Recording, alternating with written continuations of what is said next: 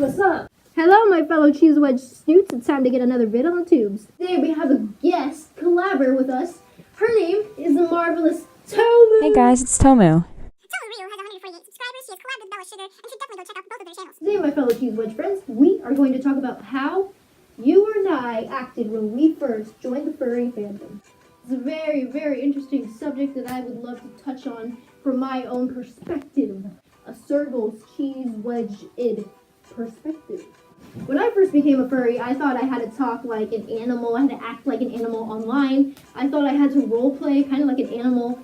And it was really freaking cringy. You know, it's kind of cringy when you try to talk to somebody and they're just like rubs against you, licks your face, nuzzles, rolls over. It's like, bro, I was just trying to talk to you. What are you? You're cringy. You are cringy. And that's how I thought furries were supposed to act. I didn't know they were like logical, normal people. I thought we always had to act like that for some reason. I assumed when I very first joined the fandom that every fursuiter had to be a squeaker. I got my first fursuit, I purchased a dog toy and ripped the squeaker out of it. Because I assumed that every fursuiter had to be a squeaker. So at my first furry convention, I walked around with the squeaker and I didn't even try to talk. I would just blow it loudly. Like I was one of those fursuiters who would just incessantly squeak the squeaker. Told many times that was just annoying and not what you're supposed to do. Naturally, I was upset and I assumed, well, if I can't squeak, what do I do? And then I assumed nobody talked. So I never talked in my fursuit either for the first year or two of fursuiting. I would always do the Astrid, insert whatever you want to say, Astrid thing. I would roleplay when I talked to people. It was just a thing I thought was normal. It's just what I did. Another cringy thing is that when I made social media for Battali, I would always put, I am Battali the Sergal. I am a Sergal. I am a very tall Sergal. I'm a very happy Sergal. And I would post pictures of him and pretend to be him. And I didn't realize that not every furry had to act that way. It was really freaking weird. I thought you had to act like your character at all times. I thought it was like you always had to be in character. You could never break the magic, even online, even if you didn't even have a fursuit. It was a messed up thinking. Yeah, it was pretty bad. I also assumed when I very first joined the fandom that you had to, tell everybody that you were in it and that furries weren't exactly taboo, as I didn't know too much about the NSFW side of it. So I would go around my school wearing my tail, wearing my paws, telling everybody, yeah, I'm a furry. And I obviously got a lot of backlash on that. I got bullied a lot. But, I'm never upset about it anymore. Just told everybody, if anybody asked, why are you wearing a tail? I'd be like, oh, because I'm a furry. Really, that's all I did. So when I was a furry, I would text other furs with, really small, abbreviated words. I would be like, hello, hiya, I'm a Serg, I'm a cheese wedge. And I would just overuse so many words to try to be cute when I talk to somebody.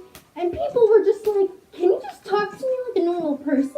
I get it, you're fur trash. I still hadn't really understood that furries were just basic, regular people.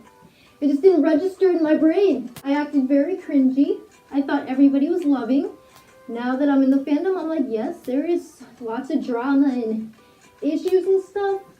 It's not a completely happy world. It is pretty accepting and all that and all the positivity, but it does have some negativity. And when I first became a furry, I just thought none of that existed. I never did anything too drastic, like acting like a legitimate dog or being really needy or touchy. I just tried to fit in as best as I could, which would be thinking I had to be a squeaker for everything that I did. I also thought when I first became a furry that you could walk up to suitors and just hug them and everybody would want to hug you. You could just walk up to a stranger in a con and everybody would love you and be like, hey, I know you even though you're a stranger. Like, what? I don't know why I thought that. The thing that sucks you in when you join the fandom is everybody's positive and loving, and even if they don't know you, they will give you a hug and they will love you. Some of that is true, but a lot of that is just propaganda. It's advertising. Because honestly, even though we're all a big giant family, there's still some separation. Because you go to a con and you try to hug somebody, of course there's going to be people you don't know who are like, whoa, stop, like, I don't know you, why are you trying to hug me? When I became a furry, I did all of the above. I was a cringy kiddo. That was kind of my experience. It's not as amazing as others, but, you know, I was pretty young, pretty naive. I got myself into a little bit of trouble. And, you know, like everybody, you're just a young kid finding something new. Very cringy. Battali, you're going to have to crop the rest of this out. Anyways, please comment below what you did when you first became a furry, how you acted, how cringy were you? If you want to hear some of my con horror stories, you can check out my channel, Shameless Self-Promoting. So all I can say last is that I'm really glad I joined the fandom. I made a lot of cool friends, a lot of cool people, and I've just had a blast so far. There are negative aspects to this fandom, but overall the good trumps the bad. So really just need to say thank you for everyone being such a good and welcoming family for me. Anyways, please drop a like, subscribe, comment, and I gotta skedaddle. I love you guys. Thanks for watching my video. And please go give Tomu a huge hug, love, and a subscribe.